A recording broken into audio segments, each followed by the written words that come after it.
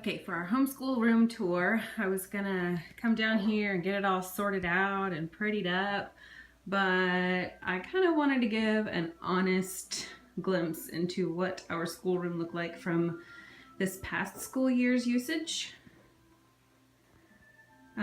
We found out we were pregnant back in February, and so we spent less and less time down here actually using it for school, hence the April slowly falling off of the wall. So I need to update that. And this clock is inaccurate. It doesn't work. I actually took it apart to make it into a demonstration clock for learning time. So we've got, and this is our basement. So we have unfinished ceilings. These walls are paper thin.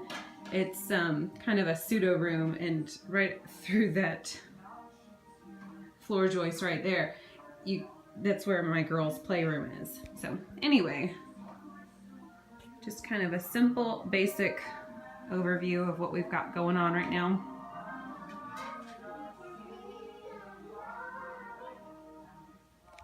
Okay, so we do have a door, and it's kind of cold down here in general, which is fantastic in the summertime. In the wintertime, it's less desirable. See, we haven't actually gone through and finished this basement. We've lived here for about 18 months, 19 months, and we've never really done anything with it. But it's got multiple rooms down here that we eventually, evidence that we move frequently. It's got multiple rooms down here. Like, here's our playroom. That's kind of a storage room. It's about the size of a bedroom. Here's our staircase. And my intention this past school year was to make this an art gallery wall of all the projects that we did. We kind of failed on art, or at least accomplishing much art. So we come into the schoolroom. I've got this cabinet up here that I like to keep lots of extra curriculum in. Any of my tools that I don't want the girls to mess with. I usually keep my laminator in there, but it's upstairs right now. And up high I keep things that I can't fit into these cabinets. Like, this holds all of my calendar pieces and a few other things. And like, I've got some large egg crates up there that won't fit. But we've got some old curriculum that I've kind of, or it's not old, but curriculum I've had a while that I'm not really sure what I want to do with or not do. And that's usually where my laminator sits. And then last year this was totally packed with all of our curriculum, and we lined it all up right in here. And got money for math manipulatives, sheet protectors, file folders. I'm glad I actually see those, so whenever I get my books back from the print shop, I can put those in there. And last year I found a woman here on YouTube. Her name is Megan Phillips, and she created these printables. I'll have to link her video if I can remember to do that. So anyway, we printed out a bunch of her checklists, and they worked so beautifully for my daughter to have some ownership in her school planning for the week. So hundreds chart, whiteboard that my my 6-year-old has been playing on. Clearly we like pie, or at least she does. So then I've got these right here. I've got just like colored paper and some art supplies up here in this far box. Over here I've got extra folders, extra composition notebooks, a few blank books to be able to create our own storybooks. I've got lots of my personal supplies. Like up here I've got scissors, highlighters I don't want the girls touching, push pins, 3M command hooks, those kind of things.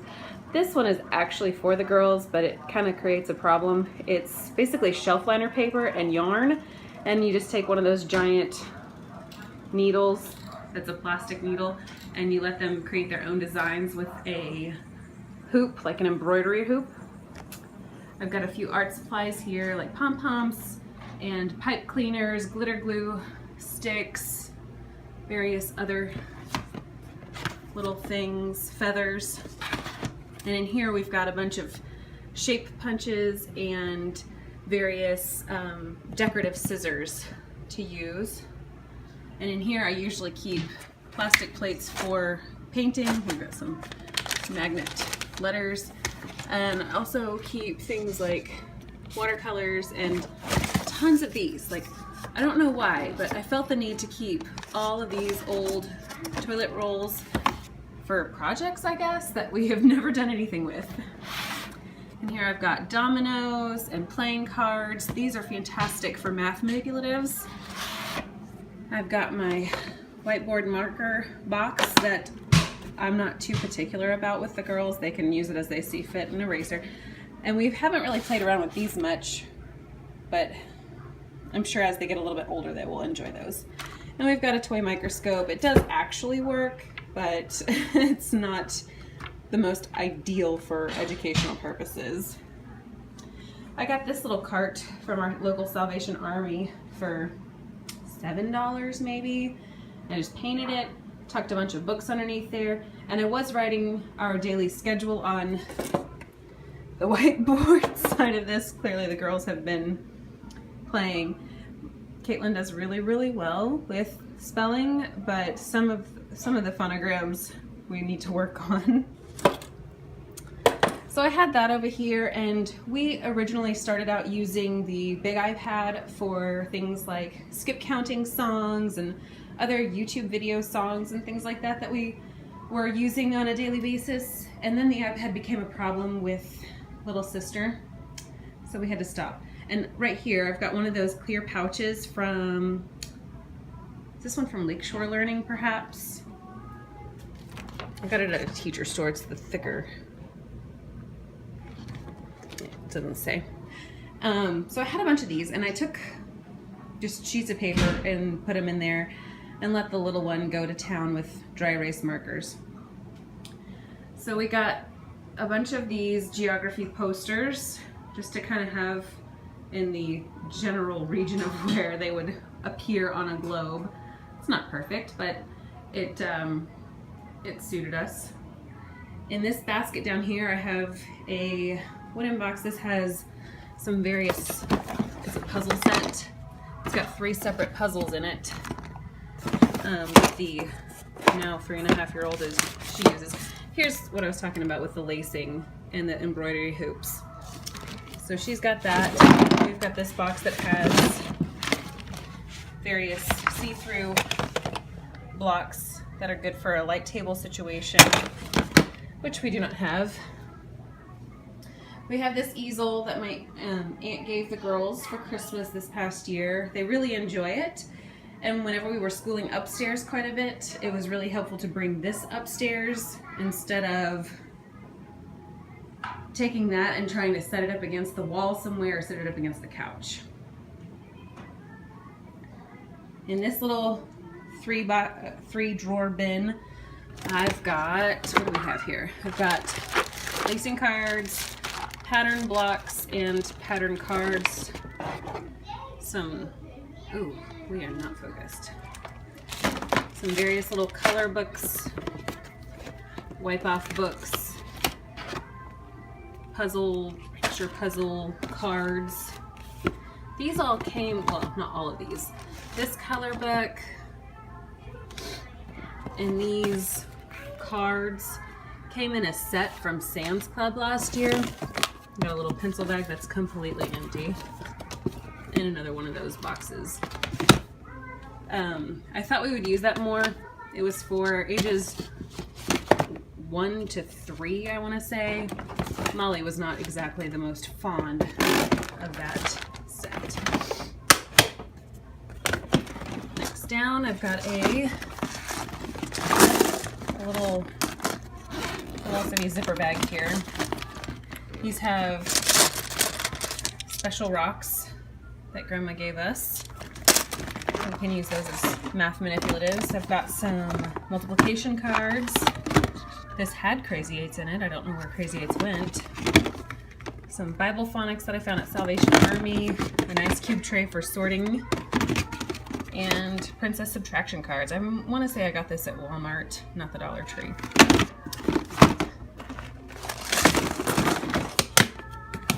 Next one down, puzzles. We had this from last year from the Target dollar spot region, and clearly somebody decided that it was better suited outside of the box. We love these little puzzle bags. I mean, you can get them at, what is it, Five Below. They're fantastic, and they make so much more sense to have them in a zipper top bag than have them in a box that gets destroyed. So we have a bunch of those, and then, oh, I loved these. I want to say this was from Toys R Us. This has capital letters, lowercase letters, and numerals, which is fantastic. Come on up. Last year we did Story of the World Volume 1, and so one of our activities was to make our own timeline for our own birthday, more or less. So Molly made one for, well, we need to add a third-year picture because she's 3.5 now. Clearly we are falling behind. Grandma drew that for us. I put these little chevron-y type flat, not chevron, nope, that's not what they're called, bunting, triangular bunting thing up last year for fun.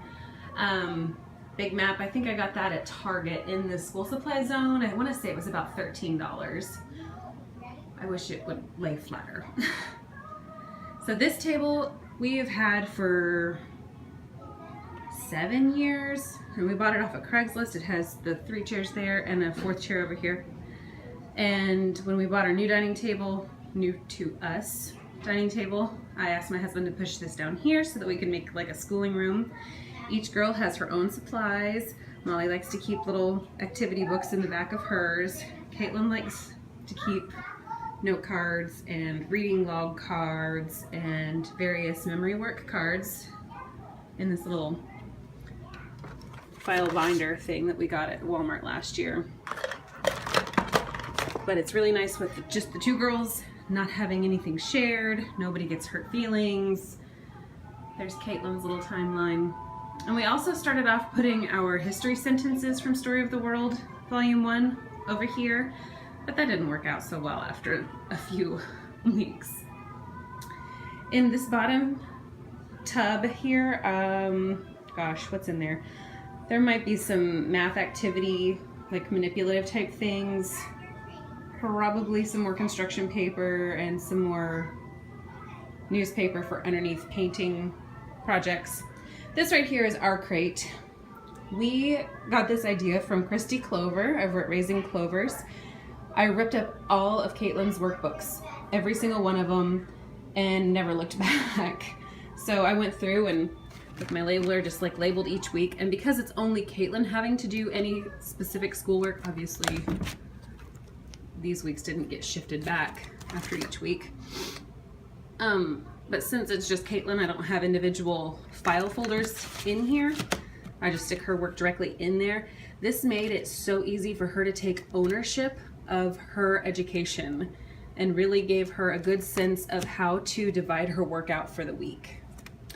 Behind here we have some empty, well, blank binders, and then I had her go through and make a binder for each of the core subjects. We've got math, there's one for language arts, one for science, and one for history.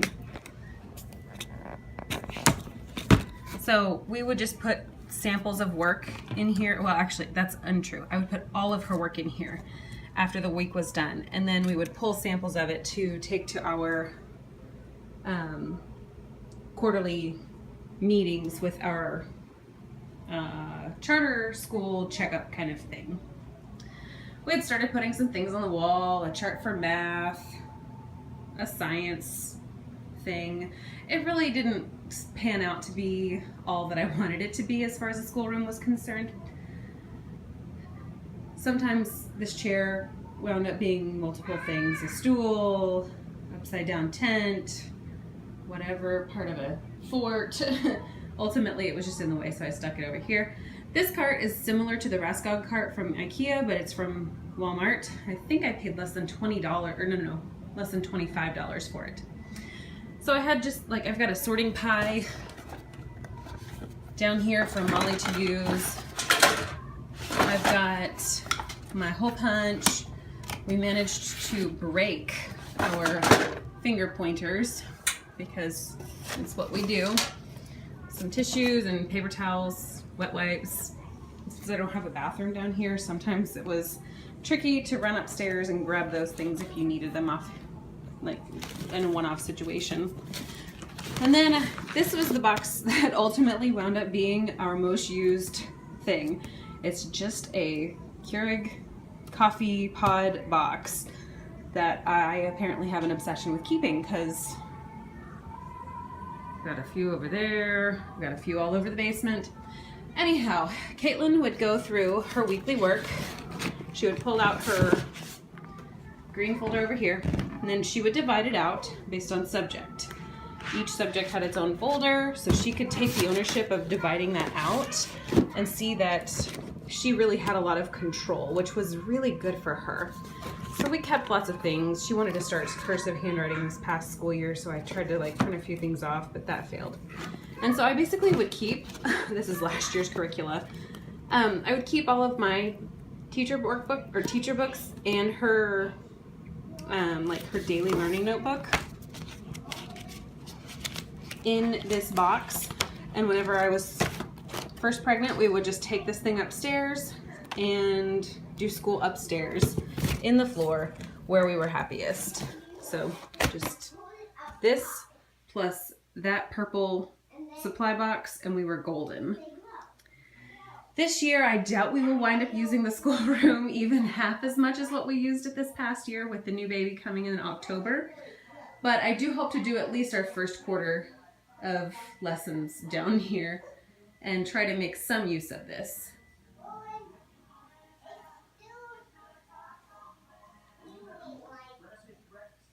Ah, yes, we also keep a heater down here. All right, well, thank you so much for watching, and I will be back with some more videos. Bye.